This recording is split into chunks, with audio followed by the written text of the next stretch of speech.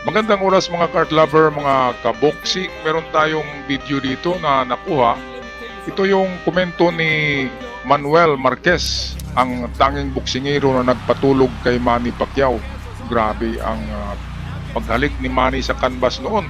Kaya nagiging legendary fight din yun. So kahit na itong pinaka-mortal na kalaban ni Manny Pacquiao sa ring na nagpatulog sa kanya, ay aminadong si Manny Pacquiao talaga ang nanalo doon sa laban nila ni Mario Barrios. Well, ano nga ba ang ginawa ng mga judges na ito? Merong kasing parang mafia dyan sa boxing sa Las Vegas na para magkaroon ng pangalawang laban at magkapera sila ay gagawing draw at i-rematch muli ang laban para doble ang kita. Ayun, ang problema dito ay ayaw na nila Manny Pacquiao na magipag-rematch kay Barrios kasi nga napaka-boring ng laban, malaki ang respeto ni Barrios, hindi umaatake. Kaya ang tinitingnan ngayon nila Manny ay itong mga sikat din na boxer, katulad ni Gervonta Tank Davis ay napakasikat niyan. Isa yan sa nagpatumba rin kay Barrios. At kasing laki ni Manny Pacquiao kaya match na match talaga ang dalawa at siguradong super fight ito.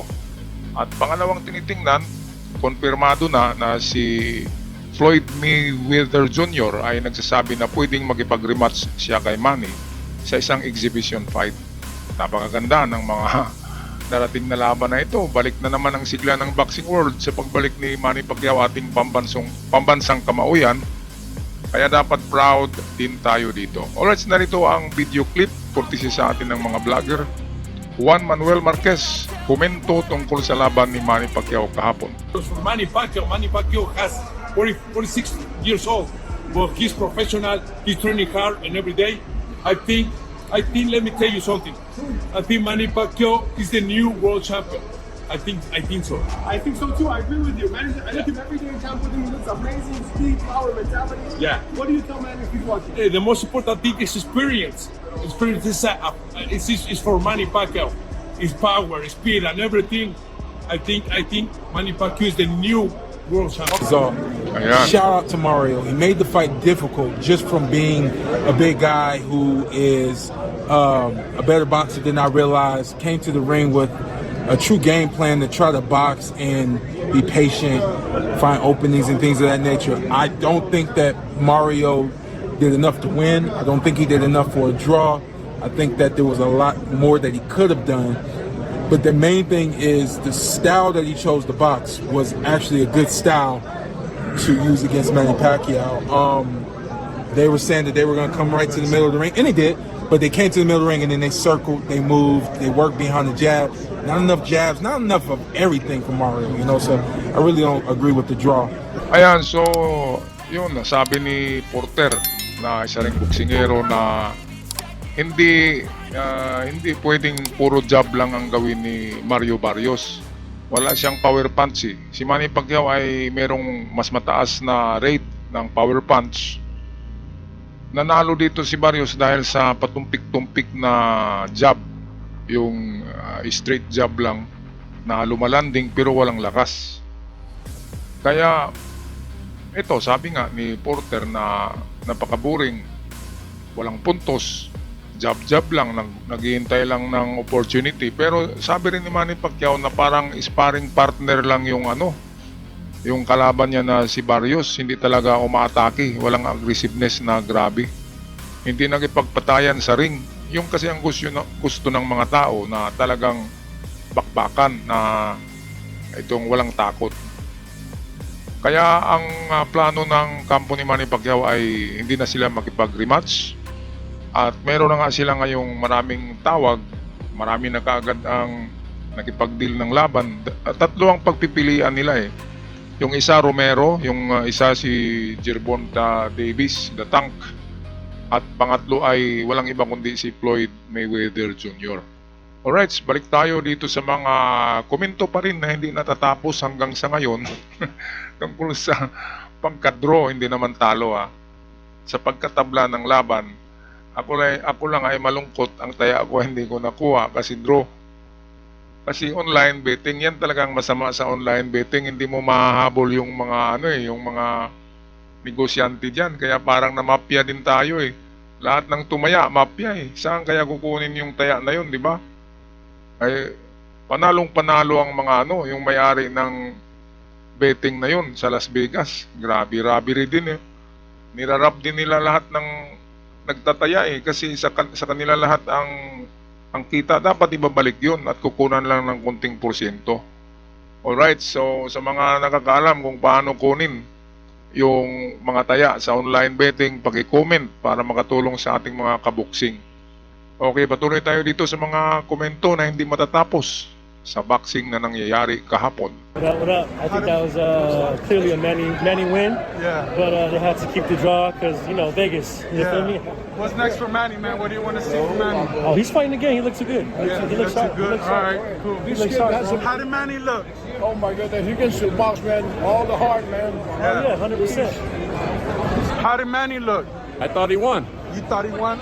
What's next for him? That's up to him. Yeah. Would you like to see him fight again?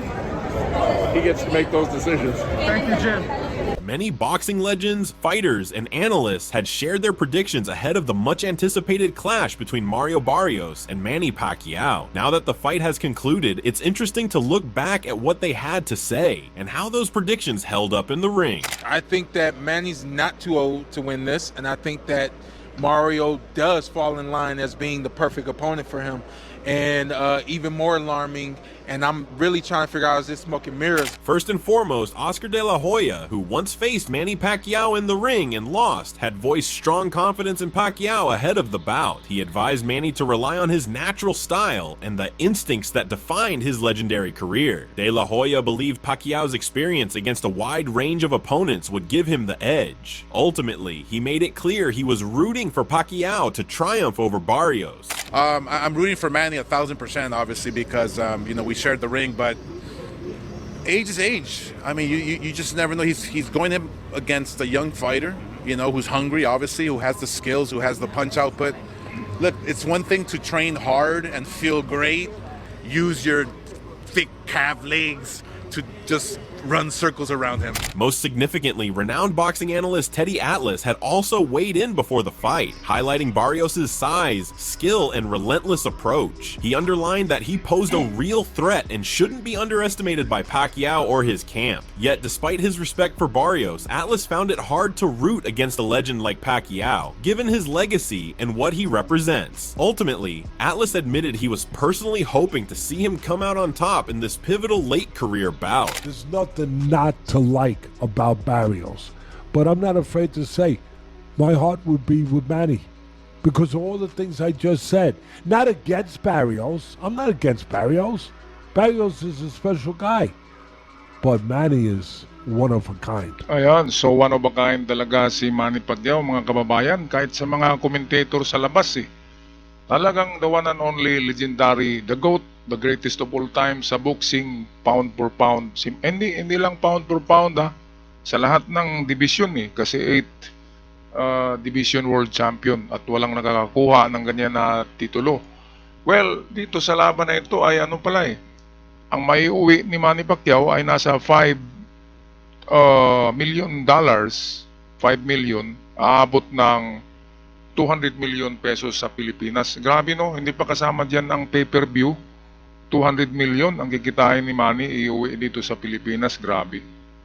At si Mario Barrios naman ay malapit din sa 200 million pesos ang makukuha. Instant milyonaryo si Mario Barrios. Kaya maligaya sila na nakalaban nila ang ating pambansang kamao. Grabe. Talagang ginto itong si Manny no. Kasi lahat ng magipaglaban kay Manny ay instant millionaire. Kaya marami ang kaibigan ni Manny na dating kalaban niya sa boxing, sa ring, ay naging close friend niya ngayon dahil nga lahat ay yumayaman. Grabe. Talagang napaka no? Ito talaga ang swerte ni Manny. At hindi ang politika. Kasi sa politika, ginagamit yung pera niya, yung pagkandidato niya pagka-presidente daw, ay naubos halos kalahati ng yaman ni Manny dahil ginastos at itinulong sa mga kaalyado sa politika noon. Kaya tama lang ang desisyon ni Manny na iwanan niyang politika Kasi nakikita natin ngayon sa Senado, di ba, pira-pera na, hindi na sinusunod ang batas ng ating konstitusyon diyan sa lalo na yung Escudero, di ba, yung mga Escudero 13 na ganyan ay binabaluktot ng ating batas. Kaya tama lang na iniwan ni Manny ang politika na yan.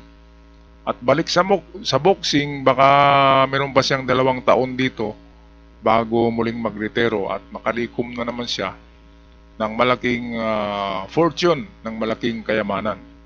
Alright, tapusin na natin ang reaction video na ito. And I would not bet.